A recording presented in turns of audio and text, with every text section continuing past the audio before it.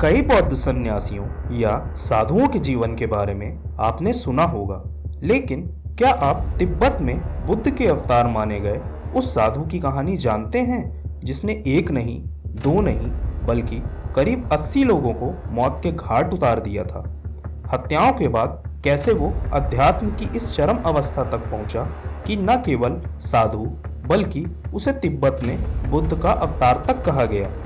यही नहीं, बल्कि जिस गुरु से ज्ञान पाने के लिए उसने पूरा जीवन लगा दिया, कैसे वही गुरु उसका शिष्य बन गया। ये अछूती कहानी आपको जाननी चाहिए। इस साधु को मिलारेपा नाम से जाना जाता है और बौद्ध धर्म से जुड़ी कुछ किताबों में मिलारेपा को तिब्बत का बुद्ध कहा गया है।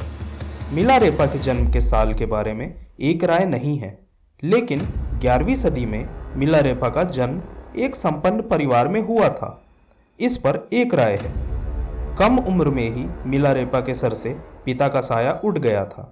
पिता की मृत्यु के बाद मिलारेपा के चाचा ने उसका सब कुछ हड़प लिया और फिर उसकी माँ और छोटी बहन के साथ नौकरों जैसा व्यवहार करने लगा।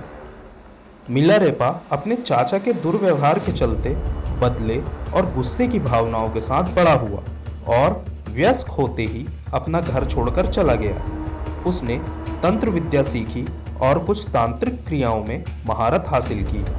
सालों बाद जब वह तंत्र विद्या में महारत हासिल कर वापस लौटा तो उसे पता चला कि उसकी माँ और छोटी बहन चल बसे थे। ये जानकर वह आग बबूला हो गया और उसने बदला लेने का मन बना लिया। कुछ ही समय में उसे पता चला कि उसके चाचा के बेटे की शादी का आयोजन होने वाला था। इसी मौके पर उसने बदला लेने के इरादे से तंत्र शक्तियों का प्रयोग किया और पूरे आयोजन पर ओले बरसा दिए। इन ओलों में दबकर 80 से 85 लोग मारे गए और मिलारेपा का बदला पूरा हुआ। वह खुश तो हुआ, लेकिन ज़्यादा समय तक खुश नहीं रह पाया। उसे अपने किए पर पछतावा होने लगा और वह अपराध बोध से ग्रस्त हो गया। मिलारेपा अपने अपराध बोध से मुक्त होना चाहता था और अपने किए गुनाह के लिए प्रायश्चित कर और ज्ञान हासिल कर उसी जन्म में दोषमुक्त होना चाहता था। इसके लिए उसने कई गुरुओं के पास जाकर विनती की, लेकिन उसे कहीं रास्ता नहीं मिला।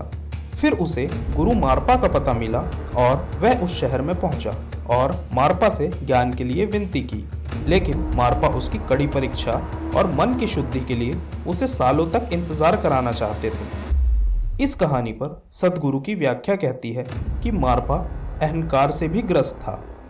मारपा ने खेत, मकान और आश्रम में कई तरह के मजदूरी और चाकरी वाले काम मिलारेपा से सालों तक करवाए।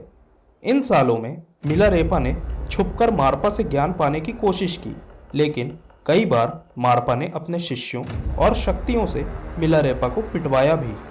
कई सालों तक मारपा का हर आदेश मानते रहे मिलारेपा को मारपा की पत्नी की मदद मिली और उसके बाद मारपा ने उसे दीक्षा देने का निश्चय किया। दीक्षा के बाद मारपा ने मिलारेपा को एक अंधेरी कोठरी में साधना करने को कहा। अंधेरी कोठरी में साधना करते हुए मिलारेपा को सपने में देवी डाकिनी ने दर्शन दिए और कहा कि वह अपने गुरु मारपा से उस ज्ञान के बारे में पूछे जिसके बारे में उसने नहीं बताया।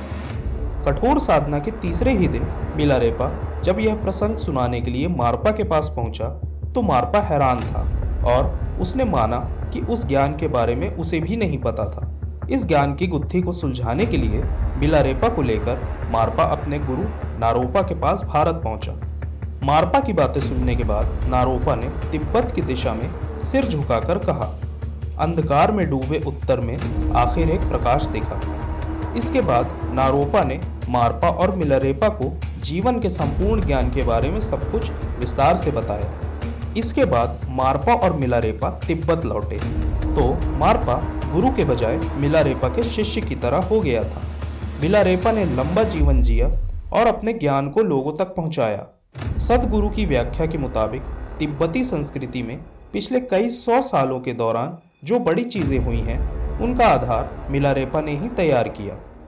सांग नेओन हेरुका की किताब 100,000 Songs of मिलारेपा इस बात की तस्दीक करती है कि मिलारेपा ने अपने जीवन में 1 लाख गीतों की रचना की। इसी कारण उसे संत कवि भी कहा जाता है।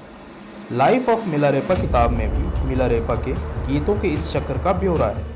मिलारेपा की कहानी इस आदर्श का बखान करती है कि एक हत्यारा भी सही मायनों में प्रायश्चित और कठोर साधना से अवतार या सिद्ध साधु बन सकता है। दोस्तों, आपको ये कहानी कैसी लगी हमें कमेंट करके ज़रूर बताएं और वीडियो अच्छी लगी हो तो चैनल को सब्सक्राइब ज़रूर करें। धन्यवाद।